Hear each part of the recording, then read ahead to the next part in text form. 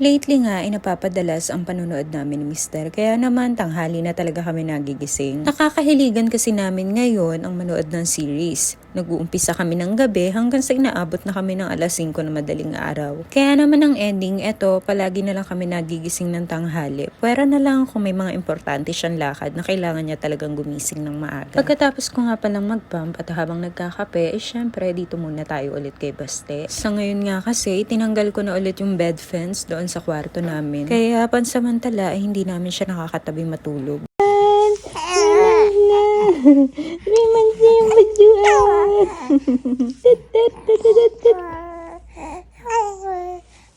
Ako.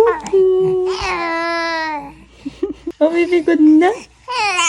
3 months na nga pala ngayon sa Baste at nakakatuwa nga kasi napaka-healthy niya at hindi na ulit siya nagkasakit. Naalala ko kasi nung nag 1 month siya ay na-admit kami sa ospital dahil nagkaroon siya ng severe pneumonia. At dito nga ay kailangan niya pang ipiku. Pero after that ay naging okay naman ang lahat. Kaya naman thank you Lord. After ko magmuni-muni at alagaan at makipag-banding kay Baste ay syempre gumayak na din ako kasi may balak nga akong puntahan ngayong araw. Nasabi ko nga lately na buhaghag na yung hair ko kaya madalas hindi na talaga ako naglulugay. Kaya naman naisipan ko na din bumisita sa isa sa mga sikat na salon dito sa QC. So syempre bago akong umalis ay nag-outfit check muna para naman din isend kay Mr. Aruy. Bago nga pala ako pumunta sa salon ay kumain na muna ako dito sa Panda Express. After ko nga makakain ay nag-take out na lang din ako dito ng coffee sa Dunkin. Lately kasi isa na to sa mga paborito kong kape. At ayun na nga after ko makapunta dun sa salon ay hindi daw sila tumatanggap ng walk-in kaya naman nagpabook muna ako dun sa FB page nila. Dahil nakaka 3 months lang din ni Baste, may mga cake din kami dito sa bahay. At syempre, para hindi naman din masayang yung outfit ko today, ay naisipan ni Mister na i-date naman din ako. Matagal-tagal na nga din na hindi kami nakakakain o nakakapag-date sa labas. Kaya naman naisipan niya akong i-date ngayon. So dito nga pala kami nagpunta sa Mandarin Sky. Bago nga pala kami makakain dito sa Mandarin Sky,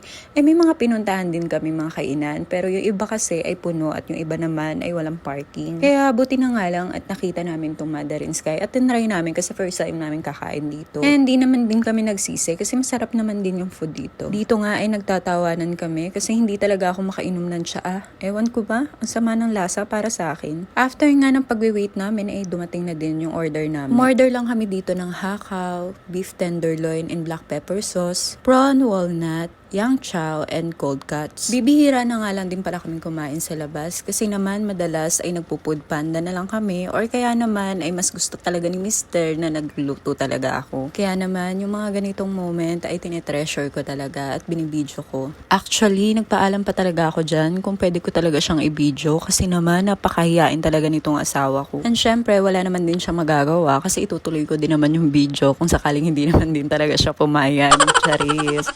Pero all in all, kahit naman hindi natuloy yung lakad ko, ay masaya pa rin naman yung kinalabasan ng araw ko ngayon. Kasi syempre, nakapag-banding ulit kami ni Mahal. Yung mga time nga na to, ay pauwi na kami. Pero nagpadaan muna ako dito sa Mighty Mart kay Mahal kasi may bibili na ako dito, katulad na lang nitong Mighty Band. Tsaka yung mga ibang bagay na wala din kami dun sa bahay o wala na kaming mga stocks. Katulad ng gardenia, cheese, at chocolates. Eto nga palang video na to ay a day before nung pagde-date namin sa labas. Well, naisipan namin mag-pamper time. First time nga namin mag-pamper time na magkasama, kaya naman para sa akin ay napaka-memorable din ito. Kaya gusto ko lang din tong i-share dito sa inyo. Hindi nyo naman din to obligadong gawin ng partner nyo, pero syempre iba pa rin yung feeling na nakakapag-banding o nakakapag-pamper time kayo ng asawa o ng partner nyo. Para sa akin kasi isa to sa mga memories na dapat ay for keeps. Nagpa-puts pa at nagpalinis lang din pala kami ng kuko dito. Kay asawa nga ay napakabilis lang nalinisan, pero yung akin grabe, inabot talaga ako ng 1 oras at kalahati bago matanggal yung mga ingrown ko sa paa. Kaya nga buti na lang ay nakapaghintay ng matagal tong asawa ko. After nga niyan ay kumain lang kami dito sa Hanako, katabi lang din to ng nail salon.